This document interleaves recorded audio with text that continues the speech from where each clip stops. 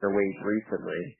So, Governor Cuomo announcing his intent to eliminate the minimum wage seemed to be a pretty clear response to the research we provided in the context of the Me Too movement.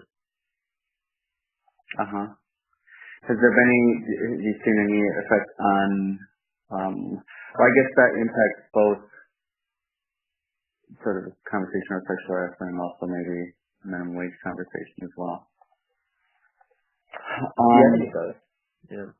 Okay. And have you seen any members get directly involved or not through the research process? You mean like when they help out with the research, then they get more involved with ROC, or after we share them like the information on the research, then they get more involved? Either one. For the latter, no, that was fresh in my head.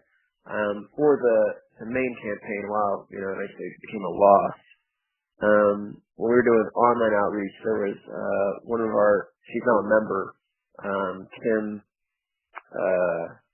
who posted in one of the online Facebook server groups asking about the pros and cons of the One Fair Wage ballot initiative and what impact it have on our industry.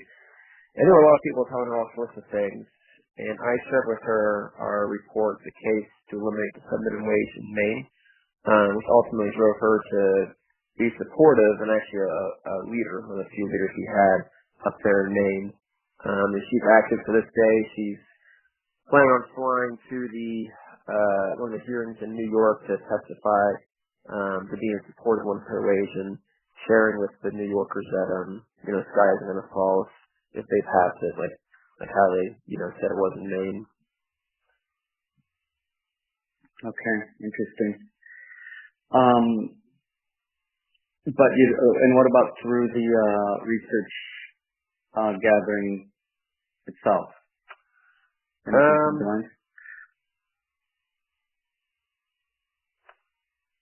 the autograph survey, that got people involved. But I'm not sure if that falls within like the umbrella. If that falls within like the the funding we've gotten, because that wasn't like specifically funded. That was just like a small campaign tactic. But we got a lot of people to share those surveys and have other people fill them out. Can you tell me what the autograph survey was? Yeah, so back in beginning of 2015, in our garden campaign, the CEO at the time still a CEO, Gene Lee, he told our members at the shareholders annual shareholders meeting in Orlando, that the reason why they got rid of automatic gratuity, which is basically a guaranteed tip for large parties, the reason why they got rid of that was because they did a survey of 100 employees and found that the majority of them wanted to get rid of the policy, which we had there are multiple things wrong with that. For one, it was like they only surveyed 100 people. They claimed they couldn't tell us who they were, and they couldn't tell us we couldn't share the survey. And plus, we knew that for the most part, people love having autograph as an option. So our members did their own survey, and they were able to collect close to 500 surveys, asking questions like, what's it been like since we got rid of automatic gratuity? Have you been asked about it, been assaulted? And questions related all around that policy. And we ended up getting 97% of the people said they wanted automatic gratuity back, which completely, flew in the face of the rhetoric they were saying about how nobody wanted it.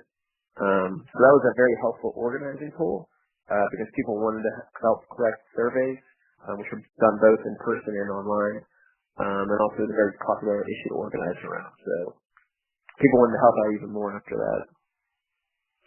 Yeah, cool. I think I might ask you some more broader questions around research in general, but I'm curious, right now, sort of an open-ended question. How did the Pudzer campaign come about? Well, Trump proposed having Andy Puzder be the Secretary of Labor. And Puzder is well known for being the former CEO of CKE, which is Hardee's, and Carl's Jr. And they were one of the active players in pushing for all sorts of anti-worker policies within the Department of Labor and Congress. And he was, he said a lot of things about automation, how people lose their jobs, fighting up the minimum wage, and issues relating to the joint employer agreement. So once it became clear that he was the, going to be the nominee, we started a campaign to fight his becoming the nominee. So we did a survey online of just asking people who identify